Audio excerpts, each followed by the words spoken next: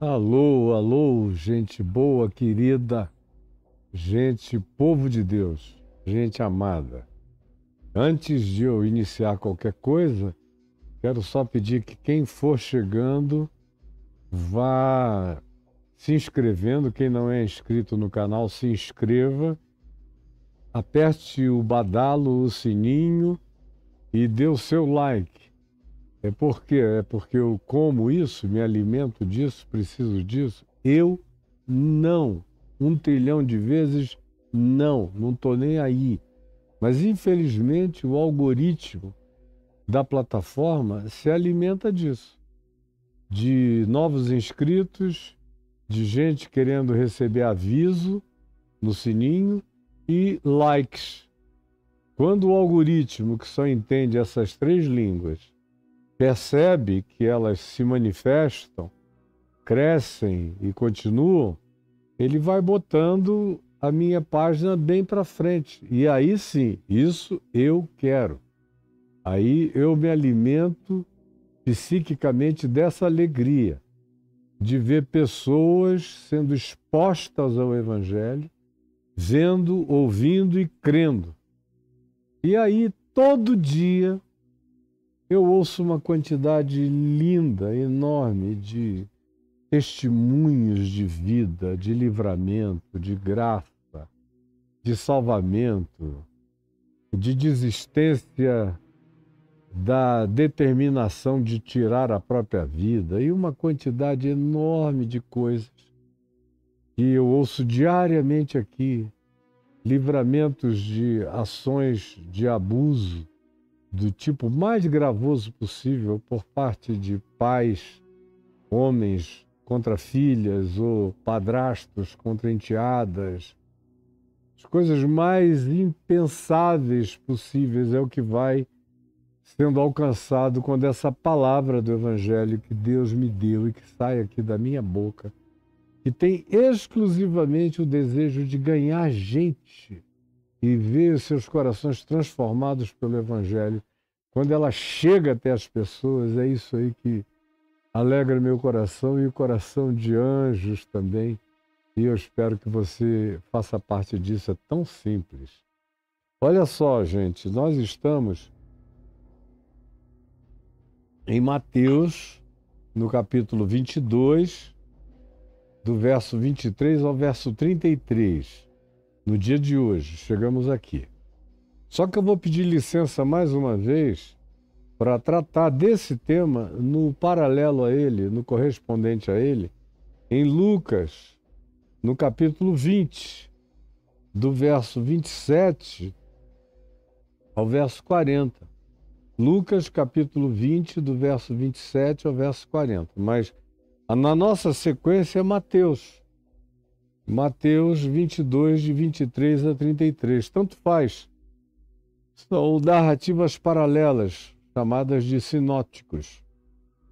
Pois bem, é no de Lucas, na narrativa paralela de Lucas, que eu quero me ater hoje, porque eu acho que ela tem alguns elementos mínimos adicionais que ajudam e melhoram a compreensão do todo.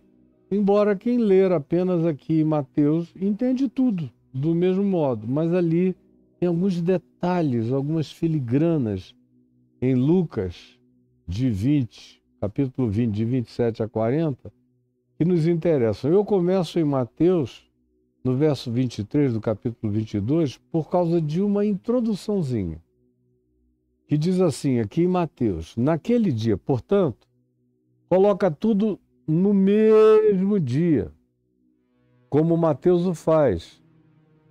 A figueira sem fruto, a hipocrisia que mata a fé que aonde está presente não existe hipocrisia. Aí vem todas as manifestações de hipocrisia dos sacerdotes, dos anciãos do templo, dos fariseus e dos saduceus e de gente importante do sinédrio, todo mundo ali em volta, os apóstolos também assistindo, o povão todo reunido de manhã meio cedo no templo. Eles começam com as provocações a Jesus.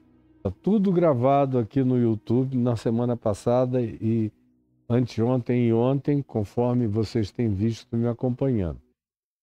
E a sequência disso tudo é o mesmo grupo, o mesmo dia, a mesma atitude.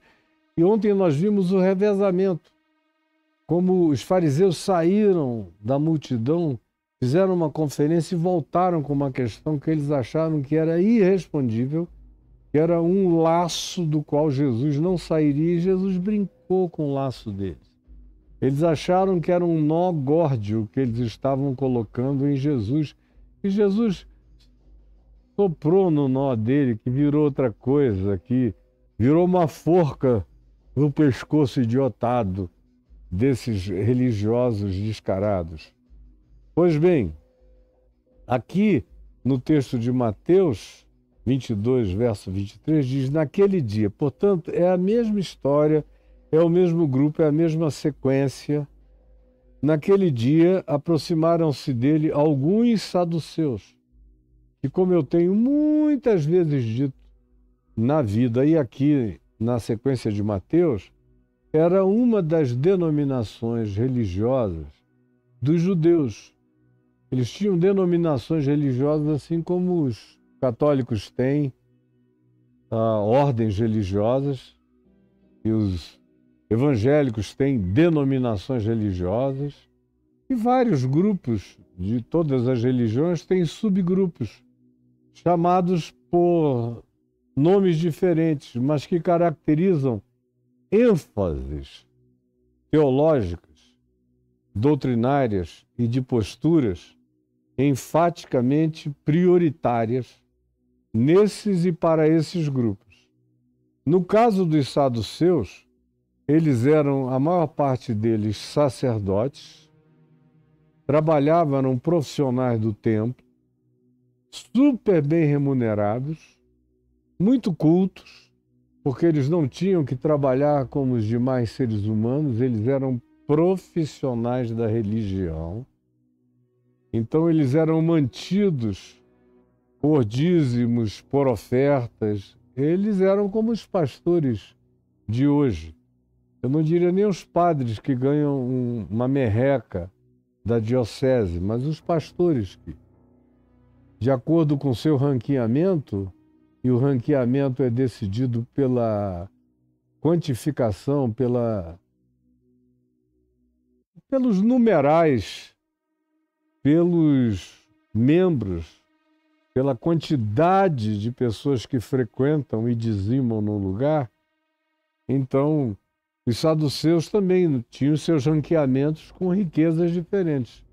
Quanto mais próximos ao nível daquela sacerdotalidade reconhecida por todos e pelo povo e pelo sinédrio, mais dinheiro esses caras botavam no bolso.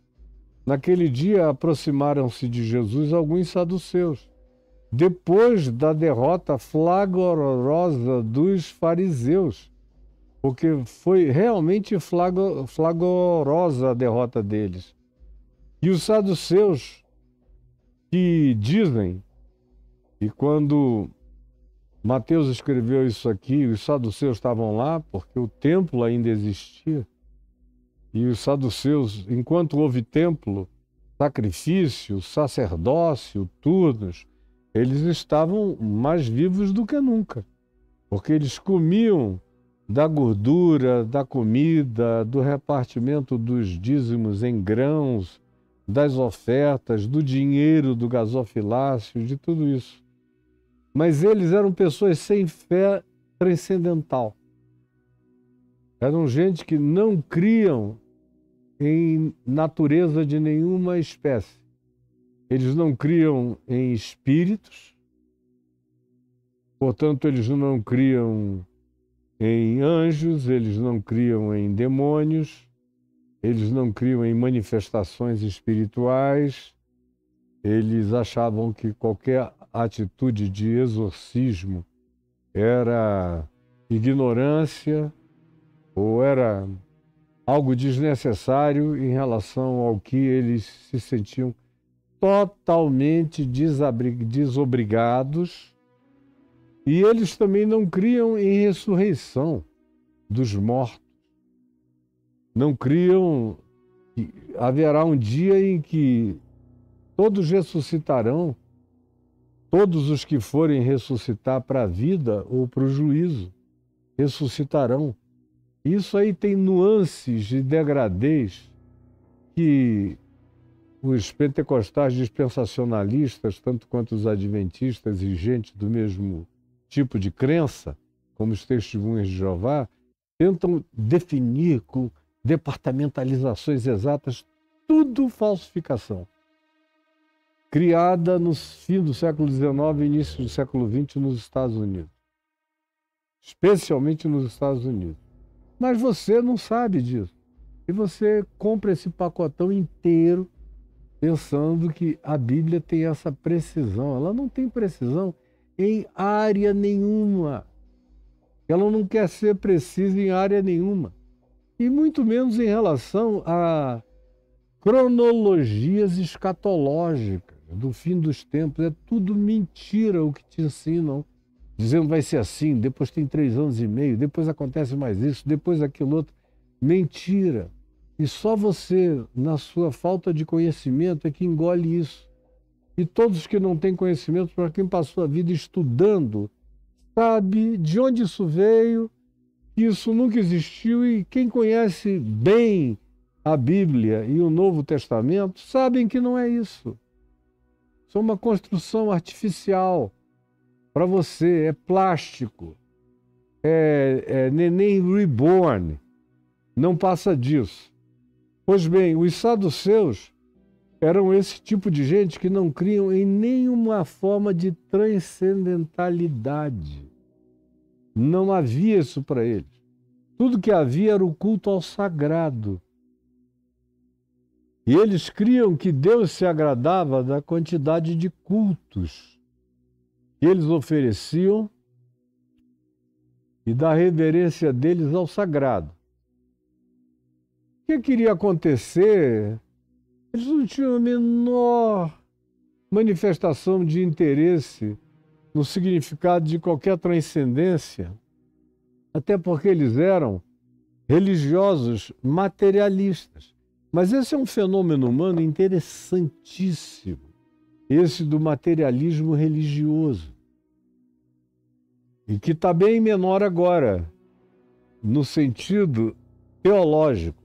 Está muito maior agora no sentido da prática, porque com a teologia do domínio e com a teologia da prosperidade, todo mundo caiu na materialidade.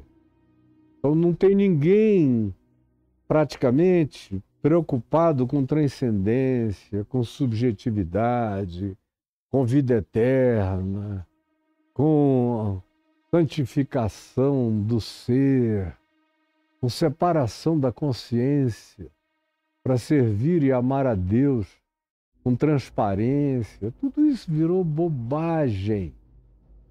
Hoje o que importa é o sagrado de Mamon, o sagrado do dinheiro, o sagrado do gasofilácio, o sagrado das ofertas, o sagrado do que rende o fruto de Mamon, que é grana. Na árvore de Mamon só dá dinheiro. E esse povo que se alimenta dos frutos de Mamon, que é o Deus do poder, da grana, e adoram isso, e dizimam em nome disso, e cultuam esse Deus, E a maior parte das igrejas cultuam a Mamon e a seu filho Satanás vestido de Jesus Cristo. E todo mundo fica aí achando que está servindo a Deus, e quem não serve a Mamon e ao filho de Mamon, que é esse Satanás mascarado de Jesus Cristo, está indo para o inferno. Agora, nos dias aqui dos saduceus, eles eram muito menos arrogantes do que o pessoal, os pastores e líderes e bispos e apóstolos e essa canalhada de hoje em dia. Então, eles tinham mais sutileza, eles eram mais educados, eles eram mais pudicos, eles eram mais reservados, eles eram mais instruídos. E naquele dia eles estavam lá também. Essa introdução é só para dizer que eles, que não tinham sido tão explicitamente mencionados até então, agora o são. Nessas perguntas finais dessa sabatina que eles vieram a fazer com Jesus. Depois disso é Jesus quem faz a última pergunta e censura os doutores da lei e os escribas e fariseus e tudo mais, e diz, olha, vocês que conhecem a escritura do Velho Testamento, e conhecem mesmo, ele está falando com as autoridades acadêmicas do judaísmo, vocês vão receber muito maior castigo, porque vocês deturpam tudo ainda pioram, fazem de tudo algo mais inobservável, mais horroroso, mais carregado de juízo, de separatismo, de apartheid, de intolerância e de maldade. Então, isso é como Jesus vai terminar falando com o último grupo, que será o dos acadêmicos. Pois bem, esses saduceus, de acordo com Mateus, estão presentes aqui. E para eles, uma das coisas que não existiam era a ressurreição dos mortos. Era um dos pressupostos que eles defendiam nas discussões, nas brigas, mas fundamentalmente era exatamente isso. E é aqui que a gente chega, e eu quero ficar em Lucas 20, de 27 em diante, para a gente ver os saduceus, com a sua falta de transcendência. Quando eu me converti, há 52 anos atrás, vai fazer agora, dia 18, né? Há dias disso, não sei nem se é o dia de hoje, amanhã, vai fazer 52 anos. E eu que já sabia de orelha, de ouvido, o Evangelho desde criança, vinha crer nele com o meu coração e assumir as implicações dele para a minha vida desde ali, desde então e para sempre. Quando eu me converti, havia muito saduceu na igreja evangélica, exceto entre os pentecostais, que não eram como eles são hoje, há 52 anos atrás. Eram sempre muito ignorantes, mas sempre muito sinceros. Sinceros, a maior parte deles eram pastores sinceros e honestos, pobres, trabalhadores, modestos, e que zelavam pela modéstia, pelo testemunho de uma vida simples, piedosa. Foi assim que eu conheci os pentecostais. E fiz grandes amizades entre eles. Pessoas que me são saudosas até o dia de hoje, que já partiram para a eternidade, como o pastor Alcibiades Pereira dos Vasconcelos, queridíssimo amigo de oração, embora nós fôssemos separados por décadas em diferença etária. Isso nunca teve nenhuma importância para ele e muito menos para mim. Pois bem, mas os outros, os presbiterianos, os batistas, os congregacionais, os metodistas, os episcopais, os anglicanos, os luteranos, os históricos, que já estavam no mundo desde o século XVI e no Brasil há 100 anos, mais ou menos, os mais antigos já tinham aqui chegado, eram quase todos pessoas de teologia dos saduceus. Eu me lembro que quando eu comecei a expulsar demônios lá na minha cidade, em Manaus, chamado nas casas onde havia pessoas horrivelmente endemoninhadas, incontrolavelmente possessas, não era essa brincadeirinha aí de TV Record que vocês assistem e de palcos de demônios fajutos que a gente expulsa no tapa na bunda. Não, era coisa de matar, de morrer. Era horroroso. E eu, do dia para a noite, me vi exposto a centenas, e no curso dos 10 primeiros anos, a milhares de situações horrendas. Pois bem, isso para eles não existia nem tampouco para os pastores presbiterianos, a maioria deles, no Brasil e na minha cidade, em Manaus. Tinha gente que respeitava meu pai, porque meu pai era um homem muito culto, celebrado como advogado na cidade inteira. Então, ficavam rindo baixinho do meu pai expulsar demônios e logo depois de mim, que me converti, meu pai me jogou no fogo e disse: vá, porque olha, das coisas que você vai ter que fazer na vida, a mais simples e a mais fácil é expulsar demônio.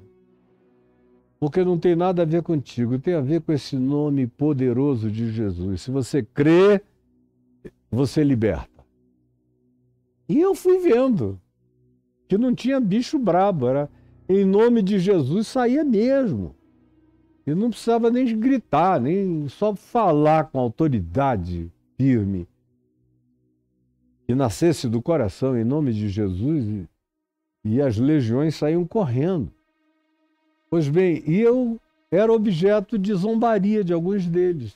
Também na minha frente não diziam nada. Mas eu ficava sabendo por outros, pelos membros das igrejas deles, o que eles falavam a respeito. São uns supersticiosos. O pastor Caio pai e o pastor Caio filho são supersticiosos. Creem nessa coisa de que existe demônio, anjo, transcendência, poder e dons do Espírito Santo, genuínos. Tadinhos, isso passou, eles criam naquela doutrina da cessação absoluta de todos os dons, de que não há mais dons em vigência nos dias de hoje, nem manifestação deles efetiva. Então, era uma legião de saduceus, teologicamente, argumentativos. Conquanto eu destroçasse a argumentação deles assim como quem quebra um graveto, pá! E eles não tinham o que falar, mas eles tentavam. Tentavam argumentar e você vinha e pá!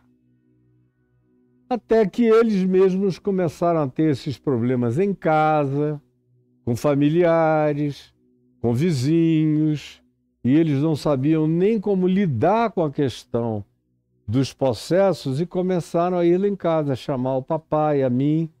E meu pai frequentemente dizia: vá você, meu filho, você é jovem, é rápido, sente na sua moto, resolva isso assim, ó. Vá lá, em nome de Jesus, e acabou. E eu ia e traz as nós cegos, como a gente dizia lá no Amazonas, rápido, vapt-vupt. Saduceus eram assim. Hoje em dia, eles estão em baixa. As igrejas históricas são uma minoria.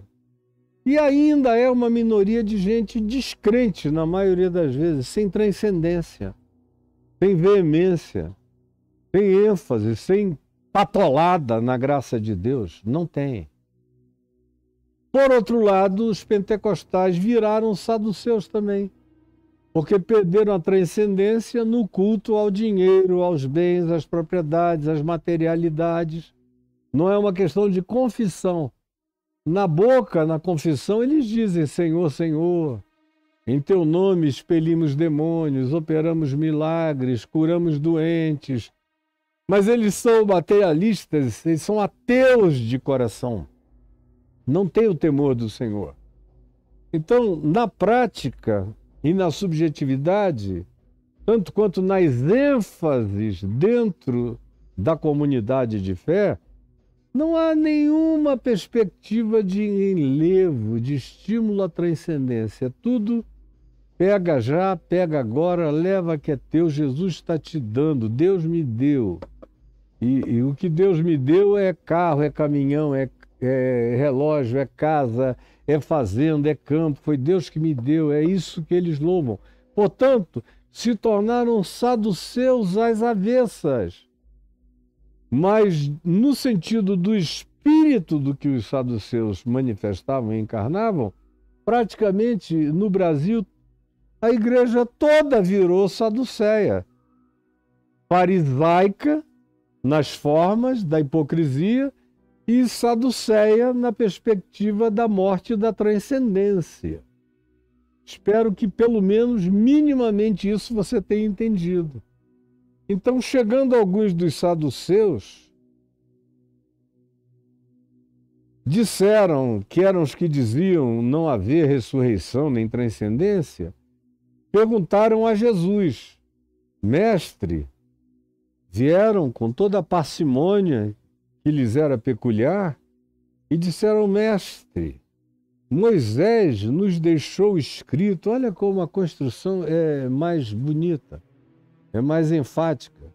Fariseus iriam dizer: Moisés nos mandou. Os saduceus dizem: Moisés nos deixou escrito. É muito mais delicado. Que se morrer o irmão de alguém, tendo casado essa pessoa que morrer, e contudo não deixar filhos, não tiver tido tempo de procriar, o seu irmão seguinte na lista, o segundo na lista, o imediato na sequência de irmãos, ou mais velho, qualquer um que estivesse na posição de ascendência fraterna em relação àquele que morrera, seria o primeiro a ser designado a se casar com a viúva. Com a viúva, a fim de suscitar descendência ao irmão falecido. Então, eu perdi um irmão novinho, solteiro, mas vamos supor que ele fosse mais velho.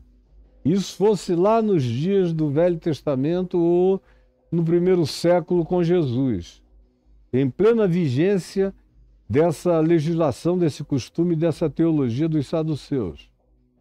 Meu irmão morresse casado e a esposa dele não tivesse filhos. Eu, como irmão dele, não importa que eu fosse o mais velho, embora eu o fosse e o seja em relação a ele, teria que me casar com a esposa dele. Não no papel, teria que levá-la para a cama ou tomá-la para ser uma das minhas esposas. Eu já tinha uma, botaria mais duas. Mais uma outra, fariam duas. E eu dormiria com ela o máximo que eu pudesse para que ela engravidasse o quanto antes. Para que o meu irmão que faleceu não tivesse o seu nome apagado da genealogia judaica, que para eles era como ter o nome escrito no livro da vida. Tamanha era a presunção da importância ariana, étnica, dessa sequência supremacista, extraordinária, divina, primos de anjos, era como eles se sentiam. Esses filhos de Deus excelentes. Qualquer uma outra categoria de pessoa que Deus tivesse no mundo era uma subcategoria em relação a eles. Mas os saduceus carregam essa elegância natural. Moisés nos deixou escrito que se morrer o irmão de alguém, sendo casado e contudo não deixar filhos, seu irmão da continuidade familiar deve se casar com a viúva dele, a fim de suscitar descendência ao falecido, para que o seu nome não seja apagado desse livro de glórias da genealogia judaica. Ora, Jesus ouve essa história, quem está contando são os saduceus. Não esqueça isso. Ora, disseram eles, havia 7 irmãos, aqui entre nós. Não, é uma história que aconteceu, não é fulano, não é Beltrano. 7, lembra a história do seu Manassés, aqui no nosso meio. Havia 7 irmãos. E esse senhor era o pai dos 7 filhos. Aí o primeiro casou. E logo depois de ter casado, morreu. Subitamente, sem filhos. Não procriou. Aí veio o segundo, para cumprir a ordem escrita de Moisés, e tomou a esposa do falecido, e a desposou e casou com ela, mas também morreu, e não teve filhos. Aí veio o terceiro, e a desposou, mas também morreu e não teve filhos. E eles disseram, igualmente vieram os 7. Essa mulher, eu vou te dizer, ela tinha que estar na novela Vale Tudo. É pior do que a Odete Reutemann. Porque, pelo amor de Deus, ô viúva negra. Igualmente os 7 irmãos vieram, pegaram, transaram e morreram. E ela, que devia ser infértil, e além de infértil, matadora de irmãos, tinha um veneno lá no útero dessa mulher, porque a moçada entrava e saía já desfalecentemente morta, ou sabe lá Deus o que ela fazia para cansar essa moçada. Enfim, infartou, morreu todo mundo. É uma história até engraçada que Jesus ouve. Não sobrou ninguém. Por fim, dizem eles, morreu também a mulher. Até que enfim, a Odete Reutemann dos saduceus morre. Morreu também a mulher. Esta mulher, pois, já que vocês dizem que há ressurreição, vida após morte, continuidade depois dessa existência, então eu quero que tu me respondas essa pergunta, porque nós temos essa dúvida. Porque fatos como esse, dos 7 filhos desse senhor, que não escapou ninguém, e a viúva tinha uma chave de catraca ali, pá, pá. Quem entrava saía morto, depois morre. Então a nossa questão teológica séria é esta. Esta mulher, pois, diante desse quadro, no dia da ressurreição, como o Senhor diz que haverá, de qual deles ela será esposa? Porque os 7 irmãos transaram, a desposaram e a tiveram como mulher e a conheceram intimamente. Se há ressurreição, de quem dos 7 ela será esposa? Do primeiro? Do que ela gostou mais? Do último? De quem que ela será? Ou dos 7? Nesse reino por vir na ressurreição, ela poderia se casar com os 7? Inverteu uma ordem que no judaísmo não havia? Homens podiam ter várias mulheres, mas mulheres não podiam ter mais do que um homem. E olhe lá. E se a mulher fosse apanhada em flagrante adultério, como a gente vê em João no capítulo 8, não se menciona nenhum homem com quem ela estava na cama, pelada. Os caras disseram, foge, escapa por aqui, olha aquela janela aberta, foge lá, cara, e vai calado. Agarraram a mulher pelada e levaram para a praça pública. Levaram-na no templo, para a região anterior ao templo. Aquilo foi lá na esplanada do templo, onde hoje estão as mesquitas de Omar e El-Aqsa, o antigo templo de Herodes, nos dias de Jesus, ali.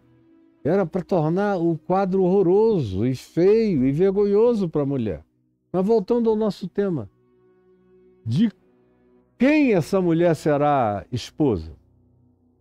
Já que eles não podiam nem pensar na ideia de uma mulher passar a ter 7 maridos na ressurreição. De quem? Fala pra gente. Na ressurreição, qual será o status dessas múltiplas conjugalidades dessa mulher? Então Jesus lhes acrescentou.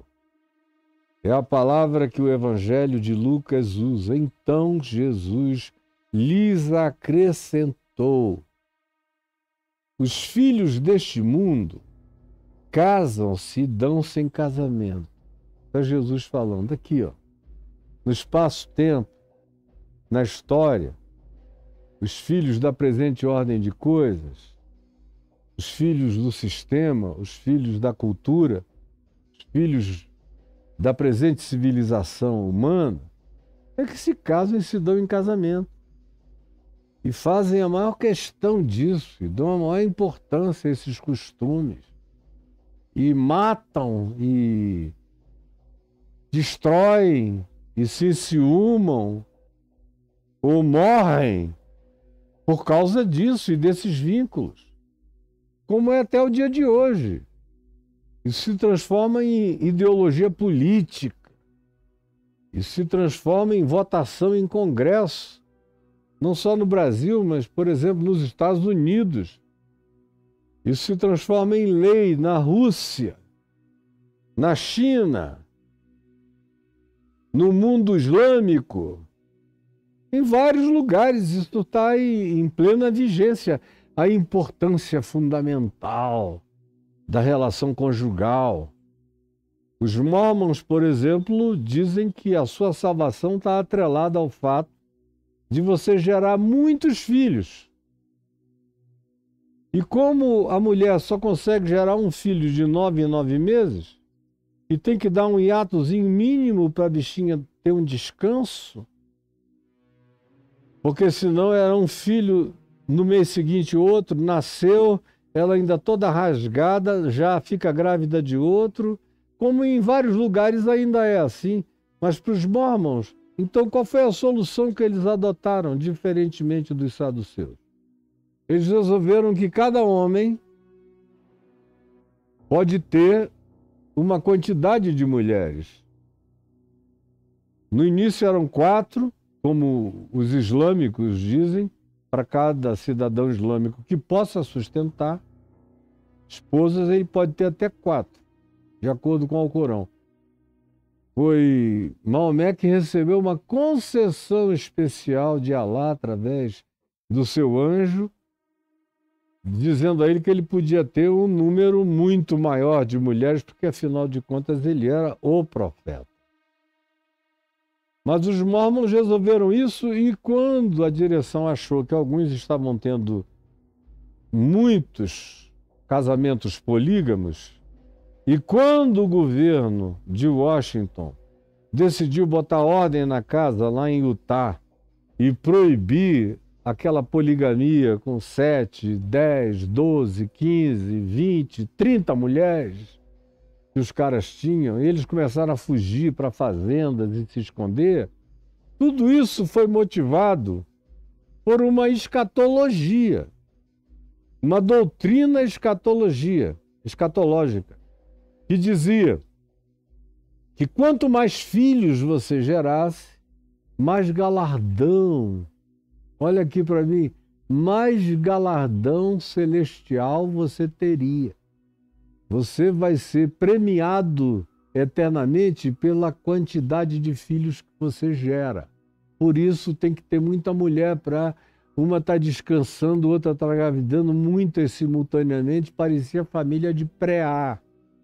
Pois bem, voltando ao texto, Jesus lhes acrescentou: os filhos deste mundo casam e dão-se em casamento. É aqui, na presente ordem de coisas, aonde a gente nasce, vive um tempo, procria e morre. como acontece com todos os entes vivos, de micro-organismos aos maiores e mais avantajados entes contemporâneos na face da Terra, como uma baleia azul ou uma coisa assim. Esse é o ciclo. Nasce, se desenvolve, cresce, procria, envelhece e morre. É aqui na presente ordem de coisas, Jesus está dizendo. E o que ele está dizendo é que o padrão do espaço-tempo, o paradigma da história, não se transfere para a perspectiva da eternidade. O paradigma da história, dessa horizontalidade, não se transfere na perspectiva da eternidade. Essa é a primeira assertividade de Jesus a respeito do tema. Os filhos deste mundo é que vivem assim. Isso tem a ver com essa dimensãozinha biológica, temporal, passageira, que se esgota para todo mundo, que começa e tem prazo de validade, termina. E não há nada que você possa fazer, você pode até se tornar muito longevo, mas vai passar, vai morrer. Vai virar pó, vai virar cinza, vai virar o que você queira, até download de cérebro num computador, mas está morto. Não tem alma. Não é você, é o conjunto do que você soube, lembra, sentiu um dia, mas você já não está lá, mesmo que consigam fazer esses uploads para a nuvem do computador. Mas não será você nem sua alma. Pois bem, Jesus vem e faz esse corte. Os filhos deste mundo casam-se e dão-se em casamento. Isso é coisa dessa ordem de coisas. Mas os que são havidos por dignos, os que são tidos, os que se puseram no lugar dessa ambição transcendente e buscam viver com a dignidade da transcendência, com a dignidade da eternidade. São entes eternos habitando o espaço-tempo, casando, criando filhos, cuidando das pessoas, adotando filhos, ajudando quem não pode criar os seus. Isso é gente boa, gente da eternidade habitando o espaço-tempo. Mas, na sequência do espaço-tempo, vai chegar uma hora que todo mundo morre. Todo mundo desaparece, todo mundo vai. Aqueles, todavia, que viveram a eternidade já no tempo e que quiseram e buscaram e comeram do fruto da vida eterna todo dia aqui no espaço-tempo, hoje, e se alimentam dessa fé na eternidade, esses que têm como ambição da vida não dinheiro, mamon, propriedades e propriedades e propriedades, e bens e bens e bens, não. Mas esses que têm como ambição a vida vindoura, esses que sabem que isso tudo aqui é bobagem, é tolice. Outro dia eu fui um garoto, hoje eu sou um velho, eu nem vi passar. É vaidade de correr atrás do vento. Esses que entendem isso e se dedicam a essa busca sublime da perspectiva da transcendência, esses que querem comer eternidade mesmo habitando o espaço-tempo, têm um outro tipo de existência e de vida. Esses aí já sabem que quando partirem, o que ficou para trás no espaço-tempo é do espaço-tempo. São histórias do espaço-tempo, são biografias do espaço-tempo, são autobiografias do espaço-tempo, são testamentos do espaço-tempo, são memórias do espaço-tempo. são inventários do espaço-tempo, mas não deixam herança nenhuma que sirva para a eternidade, que se possa carregar para a eternidade, e os faraós são a maior prova disso. E Jesus deflagrou aquele vaticínio incomparável que disse: não ajunteis, não acumuleis para vós outros tesouros aqui sobre a terra, onde os ladrões escavam, roubam, as traças destroem, o ferrugem come, tudo isso passa, acaba, mas acumulai para vós outros tesouros eternos, imateriais, impalpáveis dos céus, que são os tesouros que a gente fabrica com a prática do amor e dos seus derivados. É o que Jesus está falando. Esses que viveram no espaço-tempo com consciência de que o que se faz aqui, fica aqui, e aqui se pode fazer o melhor que se possa, quando a gente pratica o que pratica na vida, carregando os sentimentos da eternidade em favor do próximo e da existência. Todavia, ele disse, essas pessoas que se alimentam de vida eterna, que comem o fruto do Espírito Santo todo dia e que querem viver para crescer, para se dilatar nessas dimensões, nessas perspectivas, querem que a altura, a profundidade, a largura e o comprimento do amor de Cristo as encha, as possua de maneira plena e que carregam essa consciência, esses também sabem, preste atenção, que já não podem mais morrer. Depois que eles partem daqui, a morte é uma contingência do espaço-tempo, que alcança todos. Você vê um cara como o Donald Trump, com 78 anos, parece que vai viver 4.000. Daqui a mais um pouquinho de tempo você vai ter a notícia de que morreu Donald Trump. Talvez você ainda venha até a ver quem vai casar daqui a uns 5, 6, 7, 8, 10 anos com a atual esposa dele, a Melania.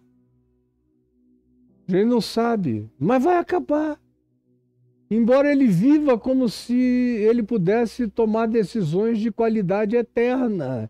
Tamanha é a loucura do aprisionamento mental, do ancoramento da vaidade dele enterrada na lama da civilização e dos enganos da civilização, diferentemente desses outros, que Jesus apenas chamou de esses outros, os que são havidos por dignos de alcançar a era vindoura.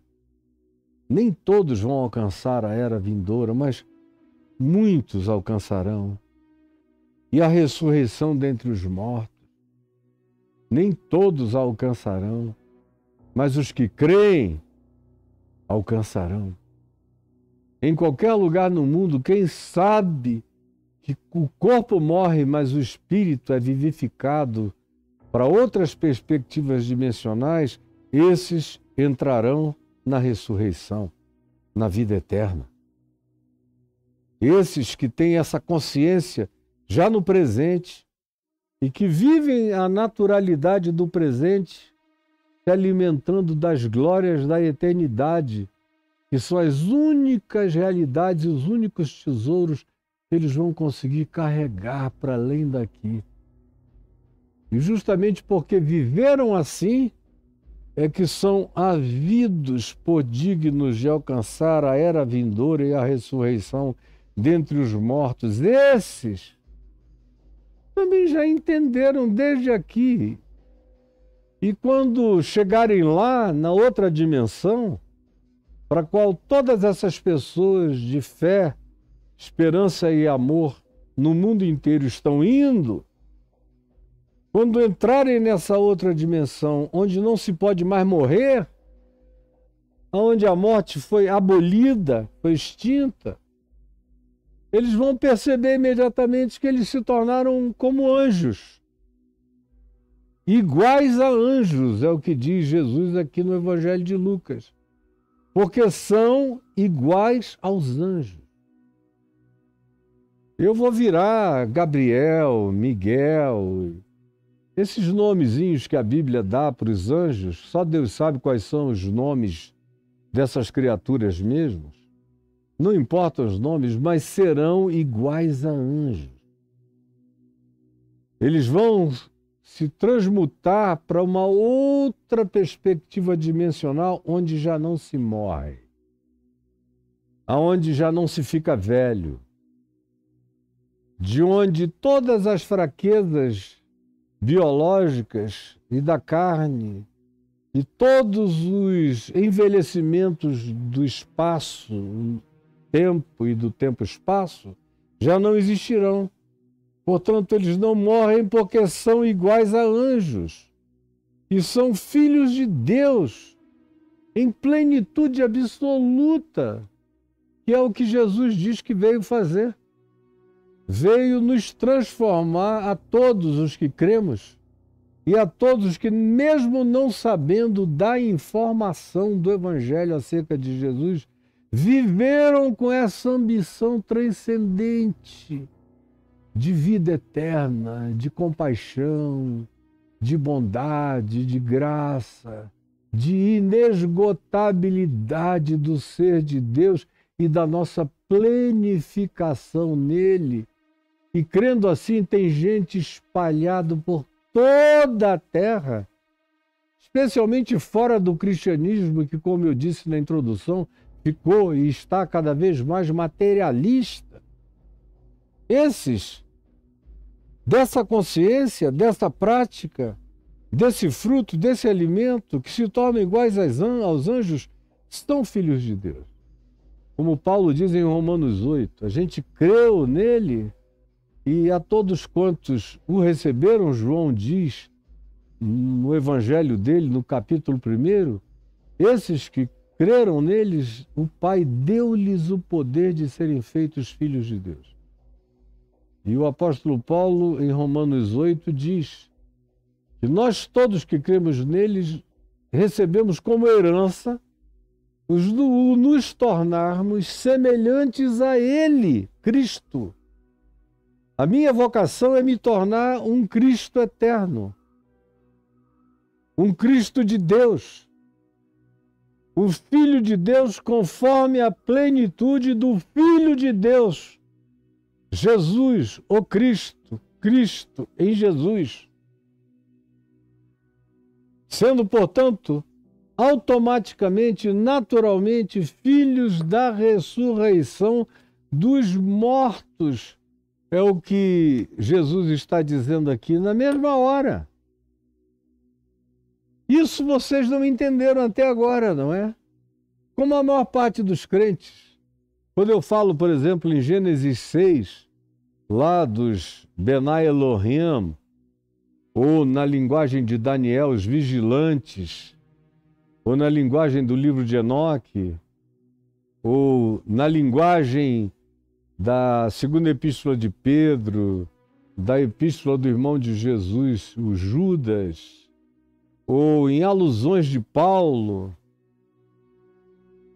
que falam daquele encontro, daquele conluio dos Benai Elohim, em Gênesis 6, possuindo as filhas dos homens, o argumento desde Agostinho, que era um cara sexualmente traumatizado, culpado, tinha um problema enorme com a sexualidade dele, com qualquer forma de sexualidade. E foi ele quem trouxe essa doutrina que até então não vigia, não estava em vigência. De que em Gênesis 6 se está falando não dos Benai Elohim, dos anjos, aonde eles são mencionados como tais no Velho Testamento, mas sim dos filhos de Deus, que eram os filhos de Sete, filhos de Adão, ou seja, dos crentes do Gênesis, que se casaram com as incrédulas do mundo em casamentos mistos. Olha que coisa mais patética. Isso entrou em vigência na história do catolicismo e depois do protestantismo até o dia de hoje. Porque eles não entendem o que Jesus está dizendo aqui. Eles só são iguais a anjos, mas não significa que não existam naturezas e naturezas e distinções entre esses seres que a gente apelidou biblicamente de anjos e que tem lá os nomes e as naturezas e as manifestações de existência, cada um do seu tipo, assim como eu aqui no espaço-tempo sou carne e sangue, e quando deixar o espaço-tempo serei espírito e consciência pura, e ganharei um corpo de uma outra energia de natureza celestial. Eles também podem deixar o seu corpo de natureza celestial e tomarem e se infiltrarem ou se reproduzirem e se manifestarem conforme Gênesis 6 diz que aconteceu. Eles se hibridizaram com as filhas dos homens e nasceram os nefilins, os gigantes. O texto de Gênesis é tão óbvio só para quem quer fugir da realidade. E também da evidência arqueológica dessas figuras e antropológicas que começam a ser achadas e vão ser achadas aos borbotões nos próximos 10 anos, para todo lado. E aí vocês vão ver como a história inteira vai ter que ser redita e reescrita. Pois bem, o que acontece? Quando os Benai Elohim possuíram as filhas dos homens, aconteceu isso. Isso vem sendo negado por causa do trauma sexual de Agostinho, no sexto século, quinto, sexto século para cá, e se tornou axioma católico e axioma protestante e evangélico até o dia de hoje. E o povo não sabe nem que isso vem de um trauma, de um ser traumatizado, culpado e culposo, que era o chamado Santo Agostinho, que é um cara por quem eu tenho muito carinho, cujo livro de confissões eu li várias vezes na vida, porque é muito bonito e é psicologicamente muito rico para você entender como é a alma de um ser como o Agostinho, como é a alma de um crente em estado de angústia. E foi com essa perspectiva que eu li Agostinho várias vezes. Pois bem, que isso fique dito e entendido. Eu serei como um anjo.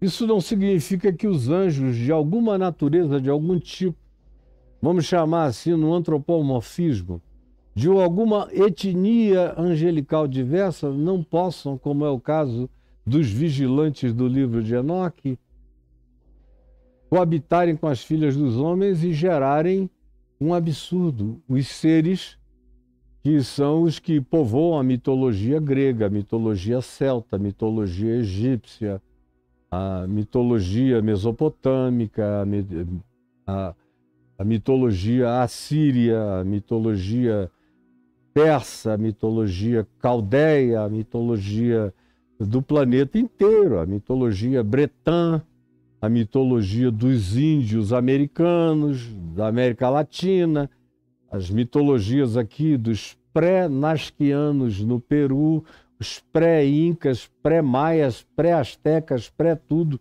que dizem que encontraram aquelas edificações todas prontas, que elas tinham sido de fato erigidas milhares de anos antes deles existirem.